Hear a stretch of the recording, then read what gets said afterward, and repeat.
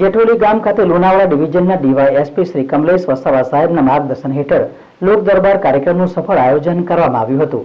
આ કાર્યક્રમનો મુખ્ય ઉદ્દેશ ગ્રામજનોની પોલીસ સંબંધી સમસ્યાઓને સ્થળ પર જ સાંભળવી તથા લોકોમાં કાયદાની સમજ અને વિશ્વાસ વધારવાનો રહ્યો હતો।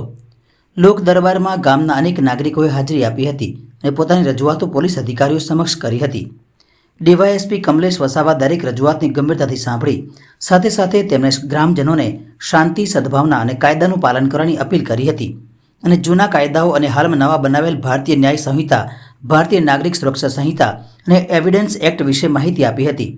સાથે બાલાસિનોર તાલુકા પોલીસ સ્ટેશનના પીઆઈ ડી.કે. ઠાકર દ્વારા મહિલાઓને લગતા તેમજ સાયબર ક્રાઇમ વિશે અને વધારે બનતા રોડ અકસ્માતો અટકે તે માટે બાઇક લઈને ફરતા લોકોને ફરજિયાત હેલ્મેટ પહેરવા વિનંતી કરી હતી। આ અવસરે પોલીસના અન્ય અધિકારીઓ તથા જેઠોલી ગ્રામ પંચાયતના સરપંચ દીપક પંચાલ, પંચાયતના પ્રતિનિધિઓ અને મોટી સંખ્યામાં ગામ લોકો પણ હાજર રહ્યા હતા।